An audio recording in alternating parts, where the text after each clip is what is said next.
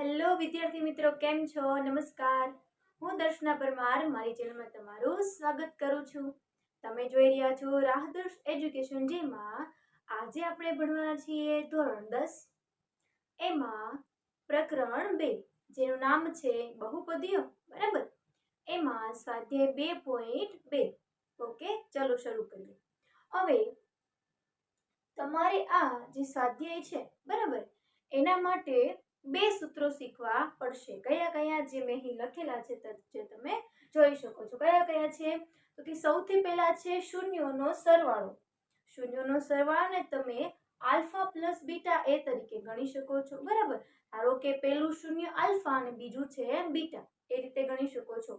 તો શૂન્યોનો સરવાળો બરાબર આલ્ફા પ્લસ બીટા બરાબર માઇનસ બીના છેદમાં એ બરાબર માઇનસ બીના છેદમાં એ બરાબર એક્સ નો સહગુણક એના છેદમાં એક્સ વર્ગનો સહગુણક, પણ માઇનસ બી છે એટલે એક્સ જે છે એ પણ કેવું આવશે? માઇનસમાં આવશે. બરાબર ને? ઓકે, ચલો હવે એની પછી જોઈએ. આટલું થઈ ગયા બાદ હવે બીજું સૂત્ર જોઈએ. કયું છે? શૂન્યનો ગુણાકાર. એનું સૂત્ર શું છે? તો કે જો શૂન્યનો ગુણાકાર એને આપણે કઈ રીતે લખીએ? આલ્ફા ગુણ્યા બીટા. બરાબર, આલ્ફા ગુણ્યા બીટા એમ લખીએ. ઓકે, એનું સૂત્ર છે સી ના છેદમાં એ બરાબર સી ના છેદમાં એ બરાબર અચળ પદ એના છેદમાં એક્સ વર્ગનો સહગુણક. હવે તમને પ્રશ્ન થાય કે ભાઈ આ એક્સ અને એક્સ નો વર્ગનો સહગુણક ને બધું કઈ રીતે છે? તો જો આપણે એક દાખલો સમજીએ એની મદદ તમને એ આવડશે. બરાબર, ચલો શરૂ કરીએ. ચલો, તો સ્વાધ્યાય 2.2 ભણતા પહેલા આપણે એને લગતા જે ઉદાહરણ છે એની ચર્ચા આપણે પહેલા કરીએ. ચલો, એમાં પહેલું જે ઉદાહરણ છે, બરાબર, તો આપણે લખીશું ઉદાહરણ નંબર, એકચ્યુઅલીમાં ત્યાં 2 છે. બરાબર, કેમ કે ઉદાહરણ નંબર 1 બીજું છે જે આપણે જોઈ ગયા છે. ચલો, એની રકમ શું છે? તો કે આપણને એવું કીધું છે કે x નો વર્ગ પ્લસ 7x પ્લસ 10. બરાબર, x નો વર્ગ પ્લસ 7x પ્લસ 10. આ જે આપેલ બહુપદી છે મિત્રો, આપણે તેનો શૂન્યો શોધવાના છે અને શૂન્યો મેળવીને સહગુણકો વચ્ચેનો સંબંધ મેળવવાનો છે. જો મેં તમને સૂત્રો શીખવાડ્યા તે આવ્યું હતું, ખબર કે સહગુણકો છે, x વર્ગ છે, x છે. બરાબર, તો એ બધી વસ્તુ તમને આમાં જોવા મળશે. હવે શૂન્યો કઈ રીતે મેળવવાના એ આપણને પ્રશ્ન થાય. બરાબર, તો શૂન્યો કેમ મેળવવાના? તો કે આ જે બહુપદી આપેલી છે એમાં, અથવા આને આપણે દ્વિઘાત સમીકરણ પણ કહી શકીએ. બરાબર, છેલ્લું પદ અને પહેલા પદ બંનેનો ગુણાકાર કરો. જો હું શું બોલું છું શાંતિથી સમજો. પહેલું અને છેલ્લા પદનો ગુણાકાર કરો એટલે 10 એકા 10 આવ્યા. બરાબર, કેટલા આવ્યા? 10. 10 ના બે એવા અવયવ પાડો કે જેનો સરવાળો બાદબાકી કરતા જવાબ 7 મળે.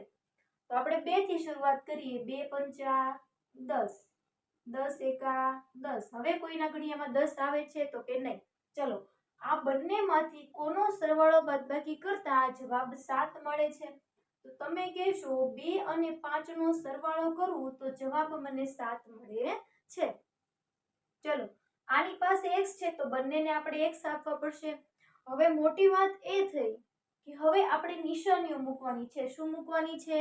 નિશાનીઓ. બરાબર, તો જો 5 અને 2 છે, બરાબર, તો મોટા કોણ છે? 5. તો આની પાસે જે નિશાની હોય એ મોટાને આપી દીધી. બરાબર, હવે વાત રહી 2 ની. બરાબર, તો હવે ભાઈ આ 2 ને મારે કઈ નિશાની આપી? જો પ્લસ આપીશ તો શું થશે? 2 ને 5 ને 2 7. ઓકે, એ કામ થઈ ગયું. જો અહીંયા આપણે નિશાની માઇનસ આપ તો શું થાય? 5 માંથી 2 નીકળી જાય તો કેટલો જવાબ આવે? +3. આપણે તો 7 જોઈએ છે એટલા માટે એ પ્લસ ની નિશાની મૂકીએ છીએ. હવે આપણે શું કરવાનું? 7x ની જગ્યાએ 2x + 5x મૂકવાના રહેશે. સમજાણું ને આટલું? ઓકે, ચલો આટલું કરી નાખીએ. તેથી x નો વર્ગ plus 2x plus 5x plus 10 બરાબર 0. ઓકે, આગળ જોઈએ. હવે તો કે બે ની જોડી બનાવો, તો કે ઓકે ચલો આ બે ની જોડી બની ગઈ. હવે આમાંથી સામાન્ય શું નીકળે એવું છે કયો જોઈ મને. આમાંથી સામાન્ય શું નીકળે એવું છે તમે કહેશો. આ બંનેમાંથી x નીકળે છે. સામાન્યનો મતલબ શું થાય, બંને પાસે હોય તેવી સંખ્યા. તો આ બંને પાસે ખાલી x જ છે, x કાઢી લીધો તો x કાઢી લઉં તો અહીંયા શું વધે x પ્લસ અહીંયા શું વધે ખાલી 2, અહીંયા પ્લસ. હવે તો કે આમાંથી શું સામાન્ય કાઢવું, તમને એમ થશે કે આ ત્રણમાંથી તો કાંઈ સામાન્ય નીકળે એવું છે નહીં. તો હું કહું છું છે કઈ રીતે, 5 2 10, 5 ને સામાન્ય કાઢો તો કેટલા વધ્યા, અહીંયા x વધ્યા પ્લસ અહીંયા વધ્યા 2 બરાબર 0. થઈ ગયું કે નહીં. જો બંને કૌંસ સમાન આવે તો આપણે પાડેલા ભાગ જે છે એ સાચા ગણાય. બરાબર. ચલો સમાન કૌંસને એક વખત લખો x પ્લસ 2, અલગ અલગ છે એને એક વખત લખી દો x પ્લસ 5. બરાબર. ઓકે બરાબર 0 0. ડન આટલું. ચલો હવે બંનેને આપણે 0 સાથે સરખાવીએ. બરાબર 0 અને x પ્લસ 5 બરાબર 0. ઓકે ચલો હવે x બરાબર પ્લસ 2 છે આ બાજુ હવે એટલે -2 થઈ જાય. પછી પ્લસ 5 છે આ બાજુ આવે તો -5 થઈ જાય. બરાબર ને. ઓકે હવે લખીએ આપણે. જો આ બંને શૂન્યો આપણને અહીં મળી ગયા તો કે હા આ બંને શૂન્યો અહીં આપણને મળેલા છે. આને આલ્ફા કહી દઈશું અને આને આપણે કહી દઈશું બીટા. બરાબર. ચલો લખીએ આપણે અહીંયા કે અહીં આપેલ બહુપદી ના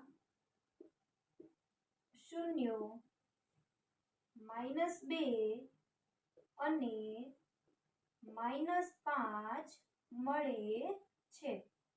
ચલો આટલું થઈ ગયું. ચલો શૂન્ય તો મળી ગયા. હવે બીજું કયું કામ બાકી રહ્યું, તો કે સહગુણકો વચ્ચેનો સંબંધ મેળવવાનો બાકી રહ્યો. બરાબર. આ દાખલો મોસ્ટ એમપી છે, ખાસ જોઈ લેજો અને કરી લેજો. ચાલો મેળવીએ. સૌથી પહેલા આપણે મેળવીએ શૂન્યોનો સરવાળો. તો લખીએ આપણે શૂન્યોનો સરવાળો આલ્ફા પ્લસ બીટા બરાબર -b/a. બરાબર. શું લખીએ આપણે, -b/a. ચલો હવે બંનેનો પહેલા આપણે સરવાળો કરી દઈએ. કેટલા આપ્યા છે આપણને અહીં, તો કે -2 પ્લસ -5. કરો બંનેનો સરવાળો. તો કે માઇનસ માઇનસ પ્લસ થઈ જાય એટલે જવાબ આવે 7, પણ મોટાની નિશાની એટલે જવાબ આવ્યો માઇનસ. એ બરાબર શું આવશે, છેદમાં કાંઈ આવ્યું જ નથી તો લખી નાખીએ 1. તો જો માઇનસ બી ની સંખ્યા કેટલી મળી, -7 અને એ ની સંખ્યા 1. જોવું જોઈએ અહીંયા એ બરાબર કઈ સંખ્યા છે 1, બી બરાબર +7.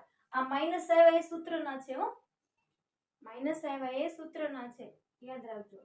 અને સી બરાબર 10.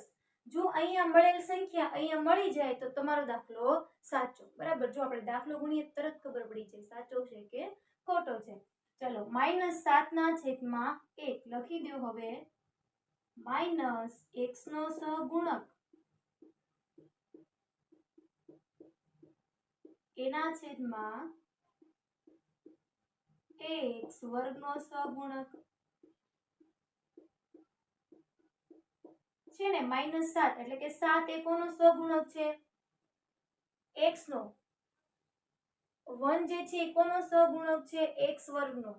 મળી ગયો સહગુણકો વચ્ચેનો સંબંધ. પછી આપણે જોઈએ શૂન્યોનો ગુણાકાર. ચલો શૂન્યોનો ગુણાકાર બરાબર આલ્ફા ગુણ્યા બીટા. તો આપણે લખીએ સી ના છેદમાં a. ચલો આલ્ફા ગુણ્યા બીટા એટલે -2 ગુણ્યા -5 થવાના.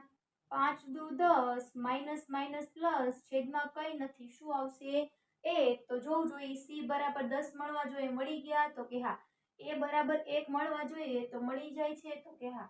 તો લખીએ ચલો 10 જે છે એ ખરેખર છે શું? તો કે અચળ પદ છે. શું છે? અચળ પદ છે. અને 1 શું છે? તો આપણને ખબર જ છે શું છે? x વર્ગનો સહગુણક છે. શું છે? x વર્ગનો સહગુણક છે. ચલો, સૌથી પહેલા આપણે શું મેળવ્યું? બંનેના વચ્ચે આપેલ બહુપદી છે એના શૂન્યો મેળવ્યા. એ થઈ ગયા બાદ આપણે બંને વચ્ચેનો સંબંધ મેળવી લીધો. બરાબર, સહગુણકો વચ્ચેનો સંબંધ. ઓકે, ચલો આ પ્રશ્ન અહીં પૂર્ણ થાય છે મિત્રો. ઓકે, આ દાખલામાં જો તમને કાંઈ પણ પ્રશ્ન હોય મિત્રો, તમે મને કમેન્ટ કરીને જણાવી શકો છો. અને જરૂરથી જણાવજો કે તમને આ વિડીયો કેવો લાગ્યો છે. અને જો તમે મારી આ ચેનલ પર નવા હોય મિત્રો, તો વિડીયોને લાઈક, શેર અને સબસ્ક્રાઈબ કરવાનું ભૂલશો નહીં. Thank you very much.